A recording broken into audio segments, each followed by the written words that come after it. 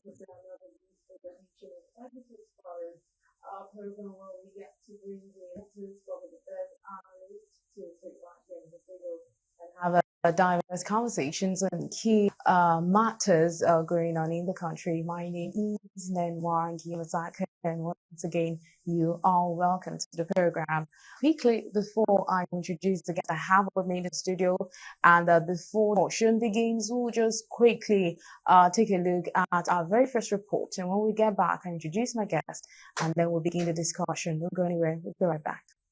Come back to the studio. So I have here Mr. Olusegun Nario, who is an editor of Urban Express. Thank you so much for being in the studio. Yes, and I have Mr. Joseph Amoru, who is a public affairs analyst. Thank you so much for being here. Thank you for inviting me. Yes. All right. So just as we've seen in the reports that was played, Canada's decision to deny visas to Nigeria's Chief of Defense Staff, speaking of General Christopher Musa, and other military officials, has raised a whole lot of controversies. And we've seen the NSA, the Minister of Interior, come up to say that that was a slap on the faces of Nigerians. But gentlemen, let me just get, what was your initial reaction when you heard about the news? It's different from when you're hearing that a visa was denied to normal Nigerians, but this is someone with such a high, position, and this is being denied. And of course, he actually stated that they were going there, an event that had to do with the army and all of that. But what was your initial reaction to the news? Probably we'll start with Mr. Ario. Thank you. Okay.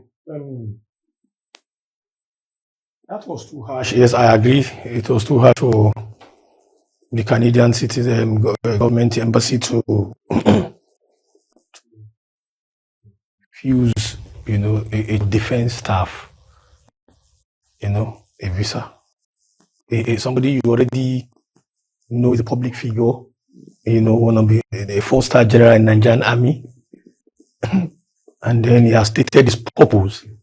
Although I've not seen the reason why, they have refused to give the visa, but naturally, from what I can conclude from my own view, I don't think there's any reason why they will not give Gwabim Musa a visa. It is not right.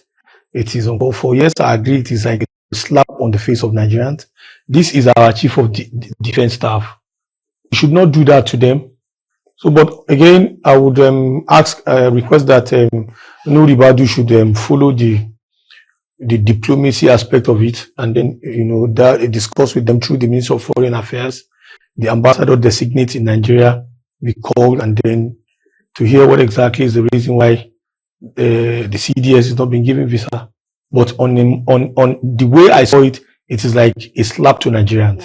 Yes, it is not fair. All factor considered. If you are not going to give a to any other Nigerian, not our chief of defense staff. Yes. If it's not, yes, when they refuse visa, the reason why they have refused visa. But this is the office of the chief of defense staff, a serving military general, a four-star general. Is he going there to stay or what? Is he going to their country to sleep there or to do? If it's not of importance, his primary assignment is to come and command the troops here. So if he's going to leave that country at that time, they should know that his days are numbered. He's coming back. There are many primary assignments he needs to attend to. So probably 3 days, the chief of defense has been back. He knows he has a lot of assignments. So what makes them to say that they are not going to give him visa? They have their own. Yes, the country has issues, because of leadership, and then because of the economic woes that we have found ourselves in. Yes, we agree, but it is not a justification, to say that they are not going to give our own chief of defense staff, a visa. It is our own, whether you like it or not. It is the Nigerian chief of defense staff. And then when you refuse to give him visa, you want me to smile? I will not smile, sincerely. Okay. Mr. Joseph, do you think there is more to this? Because, in as much as Canada hasn't particularly given details as to why they, denied him the visa. But do you actually think there's probably more to this? And I mean, looking at, you want to speak of security, this is a man that is heading, that aspect, the security sector, and then having to, have of this. Do you think there's more to this actually? Well, I think something went wrong. Okay. The Canadian embassy, in its response, said they are aware of the backlash. They are aware that this thing has been in the press, in the media, and what people are saying. So they know. Yeah. And even at that, they did not give a reason. They just said for privacy sake, they will not be able to tell what each person's. That's diplomacy. That's a guinea. For example, we've been hearing that there was supposed to have been a note verbal, that is, a diplomatic note to the embassy, to the commission, if such high official is traveling for what reason. The other group, the first batch, the advanced party that went, did they come with a note verbal? If they did, why did they not just say, go and get a verbal? Why not, if they found any reason? Because they invited them, they invited the chief of ATAF and the chief of defense staff and his team to a ceremony for war veterans in Canada. He was going for a frolicking venture. He wasn't going for leisure. They invited him, and he was supposed to lead the delegation. So why if they allowed the advanced party to go, why would they not allow the leader and his team them? Something went wrong, and I think diplomacy will solve it. But people have been talking about Nuhu Ribadu, the way what he said. But they are talking about the reaction. What about the cause of the reaction? People have not been. Nigerians don't seem to be patriotic enough to understand that when the country is treated badly, people react badly. Nuhu Ribadu is not a diplomat. He's a security advisor. And so when you give him boost, you give him boost. So I do not think that Nuhu Ribadu is a problem. What he said is just asserts Nigeria. And the chief of defense staff said as much, that we should know that we are on our own. And the earlier we stood up to ourselves and develop our country, the better for us all. And I think I agree with that. So what do you think is the potential consequences for this whole thing that has happened right now? Well, we are sizing ourselves up. Respect is reciprocal. There's doctrine of reciprocity. And they did that to South Africa. And the Minister of Interior also threatened and said, if it gets to the limit, reciprocity will take place. They will not allow Canadian officials also to come in when they want to come in. They come in here, they make more money than we make from them. Our people go there to work, to slave. Our people don't go to enjoy. They come here to enjoy. So they should not be treating us badly. We will not accept it. Yes, I was thinking of something. Probably, if the Canadians are refusing to tell us what exactly happened, General Gagum has been speaking these days, telling from the past chief of defense staff, had the way General Gagum had been very, exultatory in terms of what we need to know, regarding security issues in the Northwest. He talked about how, these people are using aid, to infiltrate the Maiduguri Boko Haram. He told us, and then he asked a very big question on Al Jazeera, saying that where are those people getting money from? Nigeria should look for help them to ask where are they getting sponsors. They are getting sophisticated arm on basis. And that they are collecting, neutralizing them that are refusing to surrender. He was very frank, on the interview of with him with Al Jazeera, and that there must be international connection. And I put it here. They can either tell us what they don't want. We don't know. Indeed, they should tell us. You're saying that probably that has something to do. It might be. I'm not concluding. It might be, but the fact of the matter is that the Canadian embassy, they should prove how transparent they are in terms of what they stand for in democracy, to state particularly reasons why he was not given that visa. If it is what the analyst said regarding a particular document that is supposed to get no verbal, okay, let us know, and then we should now ask question that if it is not verbal, why not ask him, direct him to tell the foreign ministries to provide him, and then for him to go there? And then why did you allow others to advance there, go and check what exactly is happening in terms of what they plan to go do there? And then when it comes to the leaders of the team, you decide to decline them visa. There are many questions we need to ask about it. This is Nigeria. Yes, we have economic issues. Even I'm part of those who say they should not even give aid to Nigeria again.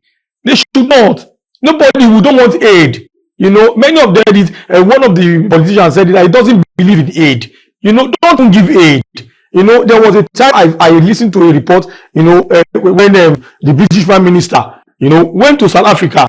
On getting to Africa, he met with Nelson Mandela. And then when Nelson Mandela, gave his own remark explaining, his welcoming him by saying that they're happy seeing him, and then they look forward that, there are things they can do and then do with each other. The British Prime Minister now replied by saying that they are thinking of what to do for South Africa. So in the response again, from Nelson Mandela, he says, and I quote, that the British Prime Minister should rather think of what they can do with each other and not what they can do for them. So that is where we are going to this country. All these people should rather think of what they can do with Nigeria and not what they can do for us. We are human beings. We go there. Some of us are going there to study. Many of our children are going there, like the analyst said, to go there and become a slave working for them. And then you see our government officials who are, in there by appointment, by democratically elected, electing them there. And then you want to mess with them. And then when your own people are coming, you want us to give, the way, give them a rousing and, home welcoming. No. There should be a doctrine of reciprocity. I agree with the analyst. So it is not, we will not take it. The last time they did the same thing in South Africa, there are people started with them on what's it called, on Twitter. I think it's about a boat. I think, you remember that? Yes. Boat issue. And then Nigerians started with them, hitting them, and they were pleading, they were begging. Nigeria is a population of about 200 million. Over 200 million, and then you come and you want to match with them and then just do a walk pass with them. No, this is a country of high population and should be respected. Bringing the federal government into all of this, how, of course, we've seen the NSA has, given an outburst of the whole situation, and we've seen the Minister of Interior also come out to, make some remarks. But moving forward, how would you advise the federal government should handle this issue? Said it earlier. I've said it earlier. Okay. You see, I will not subscribe to what the NSA have said. I will not subscribe to that, to say that they should go to hell. That is too heavy for a country. But probably because yes, like the analysts have just said that. Yeah. But then it is too inflammatory. Okay. I prefer that this matter would have been referred to the Minister of Foreign Affairs, okay, and then get to them, and then a letter is written to them demanding an explanation as to the reason for that action. It is when we get reasons for that action and we feel that it's not tenable and there's no justification from what they have served, then we can hit at them, or we choose to do what the analysts describe as doctrine of reciprocity. Quietly. What happened here is just recent, with a Nigerian, and then the minister immediately, responded, Minister of Aviation, Festus Kemo SAN, and then ask them to write. I did a report on when they wrote an apology. Kenyan Airways. Many of them Nigerians that are going there that want to help them in their economy, and then you will come. Somebody is in your airport trying to get to a room, and then you are talking that they should go and tell the go and bring this president. Did you follow that video? These are the things people come and hit at the Nigerian people, and then they want to go with it. Look at the way the for defense staff in Nigeria, decided not to give him visa to go and do what? Is he going to beg in Canada or what? You sure he's going to beg there? He's former general who has served Nigeria meritoriously, and then he's going there to do a national call, and then you feel that the best way to do is to decline, and then you have asked the other ones to go. There's a reason, and then when they ask what is the reason, you said you just want to keep it at that. Then the NSA going forward, you should talk to the Minister of Tugal, that's the Minister of Foreign Affairs. Let them have a communication and a feedback. So from that feedback and then a response, we would know what exactly went wrong, and that after being analyzed, we'll look at it whether to hit at them, verbally, or to quietly do what we call doctrine of reciprocity, so that at the end of the day, they too they will feel it hard, and then they will be the one to be shouting and yelling, because many of them in Canada that comes here, they come here to make millions. The analysts have said it, and it's a fact. But we in Nigeria, many of us that go there, they are going there to do jobs, caregiver, and the rest of them. So nobody should come here and to talk to our people anyhow. We agree we have leadership problem. We agree economy is not too friendly. If it is friendly, we would not go to Canada to do what? To go and do what? Everything they have in Canada, they have it here. But because of the fact that economy, industry, a lot of things in terms of employment and the rest of them, no future here in terms of all those things. And then we believe leaders should be able to look at it and tackle it head on. In the case that we have not made that impact yet, and then we are still on progress, no country should come and slap Nigeria in that manner. There should be a doctrine of reciprocity, as I've said again. All right, Analyst Joseph, do you agree as regards to how the federal government should respond to, Well, the ambassador took that's his stuff, and I'm sure he's doing something. I'm sure over the days he would have quietly spoken to the Canadian High Commission, and things are happening, I'm sure. And I believe nobody wants to escalate this matter. It's going to go quietly. But we have made one point that we can't be taken for granted. And who has made that point for us? The man we are all castigating, the NSA. He has made a point which is clear to everybody, because that has been the talking point. Go to hell. They will not go to hell. We don't say hell, but we know the effect of words. They now know they must have realized that they made a mistake. That's why they didn't come out to hit back, so that it doesn't become war of words and in the end a diplomatic row. So I'm sure the ambassador Tuga, who is the Foreign Affairs Minister, knows what to do and is doing it. All right. With that being said, let's just quickly take a quick break, which would also get to go through our second report, and then we'll get back to the studio. I still have my guest with me here, so don't go anywhere. We'll be right back.